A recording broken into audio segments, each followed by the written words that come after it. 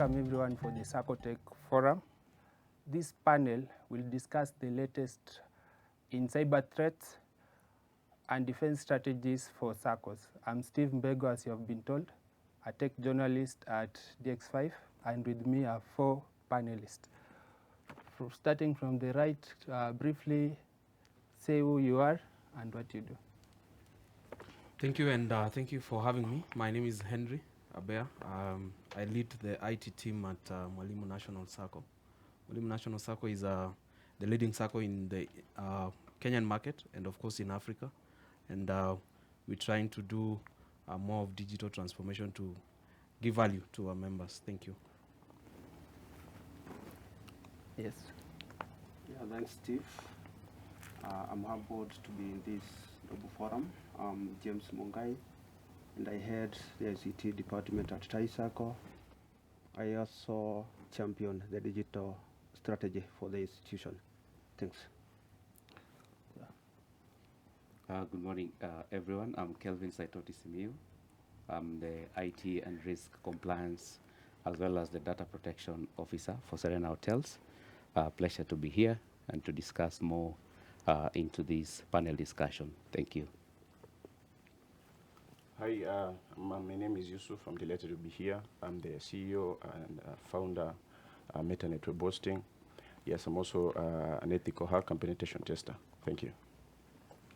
Thank you. This is an opening question to all of you. There's a famous statement in the IT world that says, if you have not been breached, you will be breached. In your own perspective, what is cyber immunity, and can organizations really achieve cyber immunity? Starting from the left. Thank you. Cyber immunity is the ability of an organization or a system to withstand, prevent, detect, and respond to cyber threats effectively. So,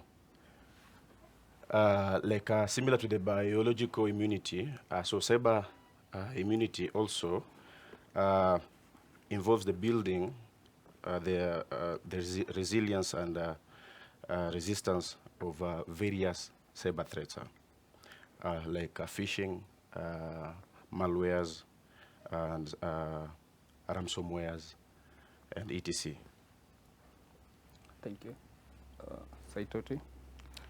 Yeah, I think what we can add to that statement is whether you know if you've been hacked, whether you've been hacked or actually are you hacked already. Yeah. So talk of immunity, just like the colleague has mentioned, is look at our digital assets, look at how healthy are they from a point of, are they cyber, or rather are they hack proof from the aspect of risk assessment. So just like the body, we really need to look at the immunity, because we can't say that we are 100% immune, because from if you look at it from the point of our body, you can't say that at the end of the day I'm 100% secure, I'm 100% immune from this type of virus or this type of infection. So what you do every day is to make sure that you improve your own style of living, style of eating. So also businesses is the same thing. You can't say it's 100% secure, or we can be 100% secure.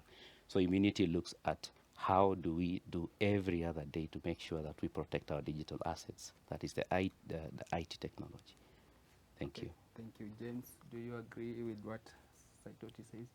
Yeah, I tend to agree with what Saitoti is saying, that in terms of cyber immunity, it can only be measured by how maybe a SACCO has safeguarded or secured its digital assets, the data, and even the members' fund.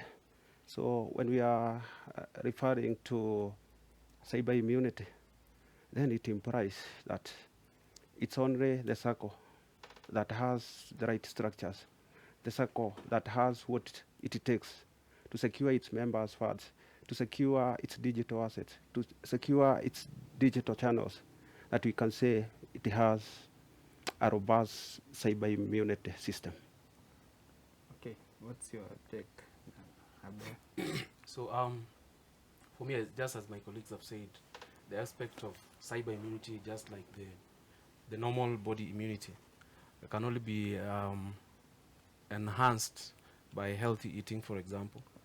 Exercising that in a technology perspective means what solution are you implementing and what are they doing to your ecosystem, so that at the end of the day, then you be saying to be immune. But then how do you measure that immunity? If you are affected or infected by some malware, how are you going to withstand or fight off? That will only measure how immune you are. Thank you. Okay, thank you. The next question still goes to you, Abel. We know hackers are motivated by two things, data and money. Where there is big data and big money, they go there very fast. What are some of the cybersecurity threats facing SACCOs today? There are myriad of threats that are targeting SACCOs currently.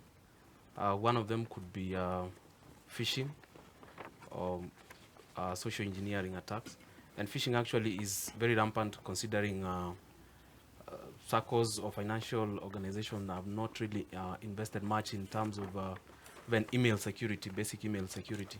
So then that means a simple hacker seated somewhere in Georgia will just easily get a target and successfully execute the hack, because people have not really invested in even basic email security.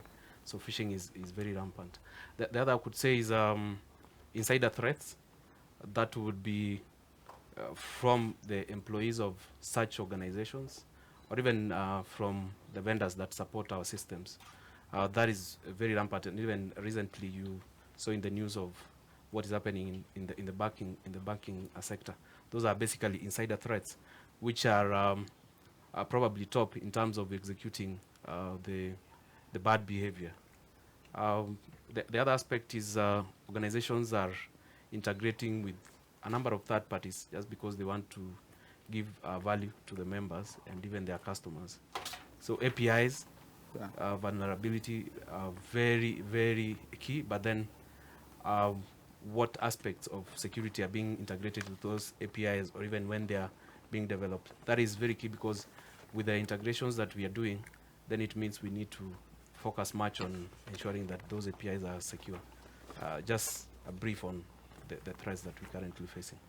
Okay, thank you. As a vendor, we know, as Abea says, vendors can be the weakest link in cybersecurity defense.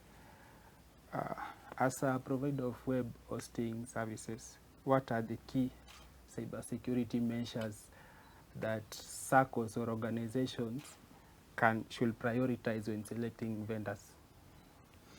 Okay, first, allow me to start with in the cybersecurity landscape, we say humans are the weakest link in the security chain. Yeah. Yeah, so in terms of the security of the data for the SACCOs, I guess mainly for the SACCOs, for us as the web hosting companies, we offer various types of measures to make sure we secure the data, the SACCO data. For example, we offer continuous patches to our system, continuous patches. So whenever malware or there's a breach of our system, we make sure there's a patch to our systems. Two, we also encrypt data in transit and data at rest for all the user data and the SACCO data. This is to make sure even if there's a breach of data, the data stored is always encrypted.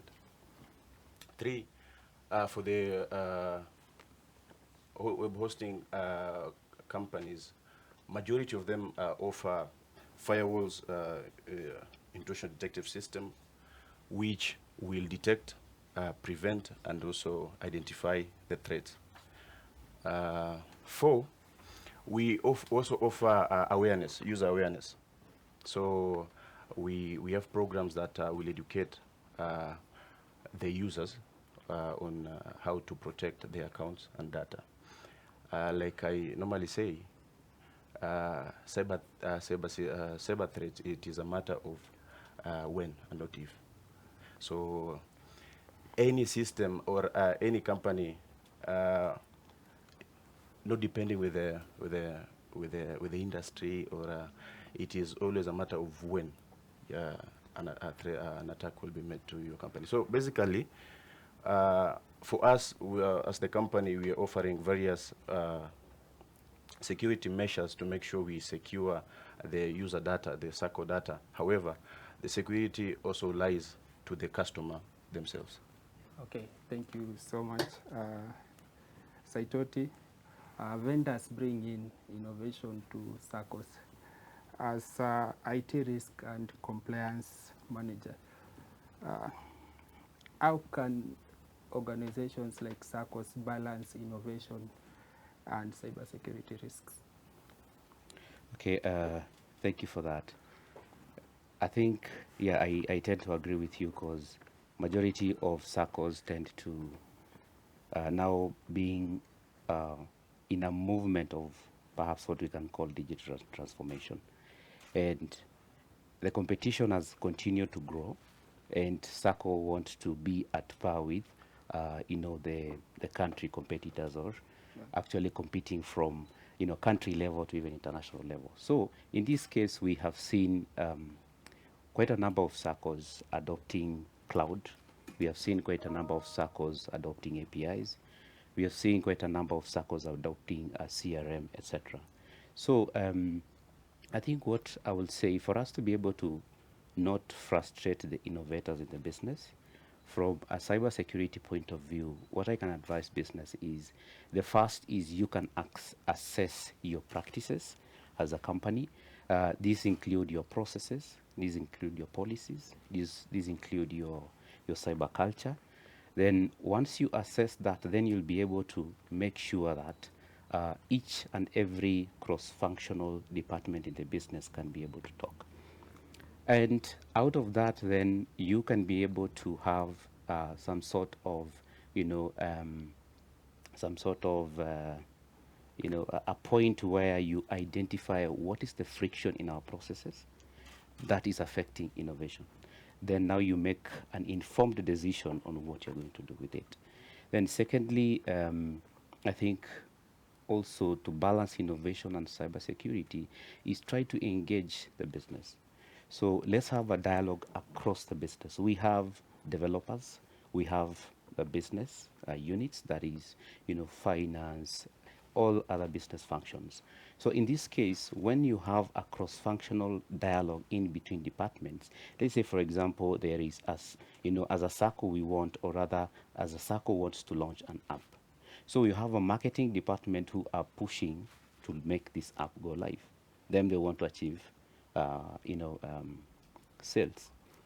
But IT in this other side will feel like, we have to prepare the environment to launch. So there must be that coordination in between. And for most SACCOs, I think what I have seen is we will launch an app, because like Henry has said, we deal with vendors who provide us solutions.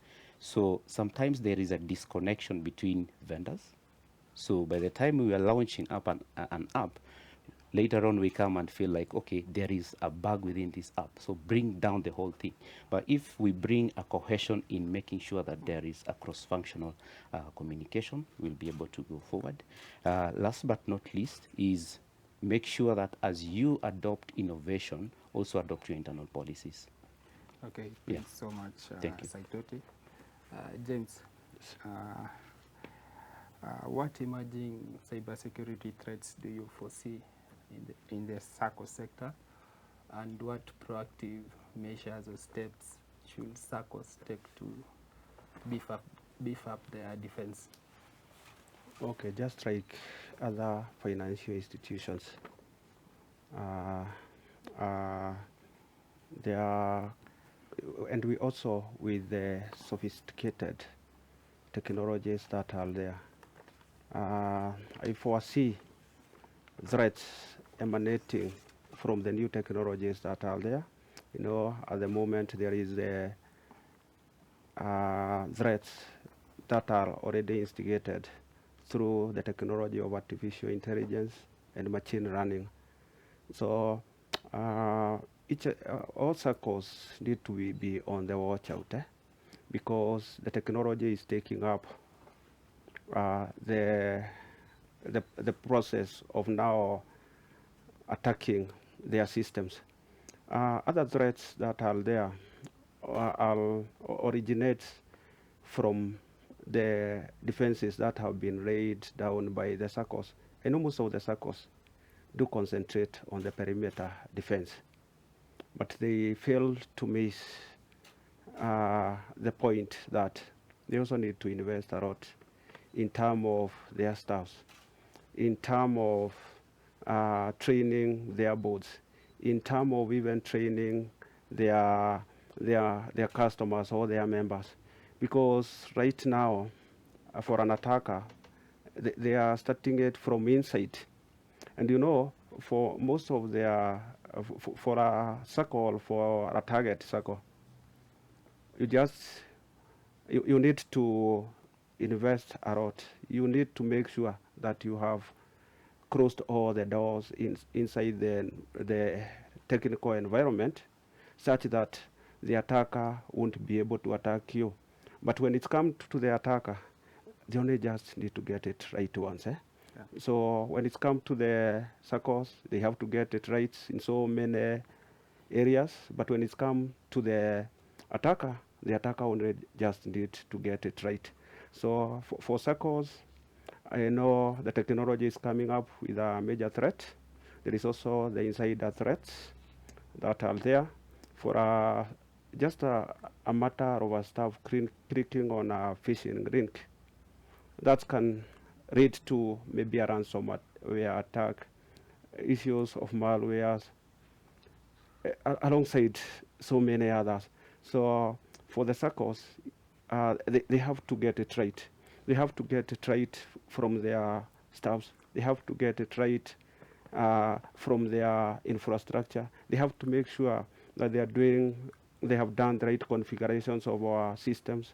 They have to make sure they are getting right even when they are dealing with the vendors. And they have also to invest a lot in terms of ensuring that they have the right team that do protect their systems. Okay, thank you. Abea, you have quite an extensive experience, first as head of IT Kimisitu and now head of ICT at Mwalimu SACCO.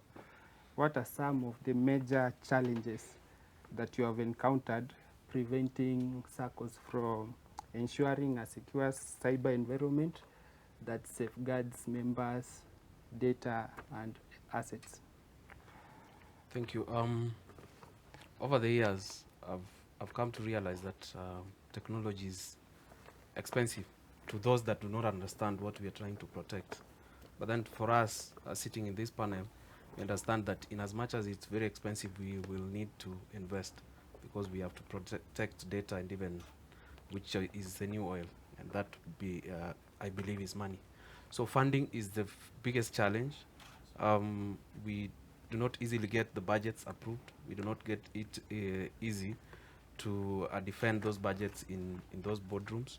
So funding is an issue, and for you to protect the environment, of course, you need funds to purchase the solutions and even devices. Two, there is a shortage of the cybersecurity experts, not necessarily in the country only, but across, and even to keep them, it's not very easy. So they'll keep moving. So this moment you will have Kevin in your organization, but 2 weeks time you will have left because someone else will need these services. So it's very hard to keep them, and we also need them in the environment. Third, probably last would be the ever-changing environment, then it means in as much as you invest today, tomorrow something else is coming up, and you will need to invest again tomorrow. So with the changes of technology every other day, then it becomes even difficult for us to invest and even make sure the security is at par. But then at the end of the day, our work is to ensure that the protection is there and ensure that the member funds are protected each and every other day. Thank you. Thank you. So quickly, you have encountered cybersecurity incidences that have impacted SACCOs and other organizations. Give me just 2 lessons you have learned from the incidences. So the first one will the importance of proactive monitoring. So web hosting companies should invest in robust security monitoring tools. So the second one will be educating users and customers. So users should always be informed of the security threats and how to secure their accounts. Thank you. Now, our time is up. The last question, starting from you. Okay. What strategy do you employ to stay updated on emerging cybersecurity threats? Okay, the first one is... Just 2. Give me 2. Okay. Having a community discussion with my fellow colleagues in the same sector. 2, learning from blogs and news. Mine will be research and development and keep on testing. Thank you. James? Yeah, one is aligning the cyber risk to the corporate enterprise risk framework of the society. And number 2 is putting budget to train the members of staff and other stakeholders in terms of the ever-changing dynamics of cybersecurity. Yes, Abel. Okay, finally, but not least. I update myself. I read a lot. I subscribe to a number of channels that deal with security. So that's how I keep myself updated. I think there's one you people have forgotten, attending conferences and events part like of this. Okay, thank you so much, viewers, for joining us for this session. I hope you'll enjoy the upcoming sessions. Thank you so much.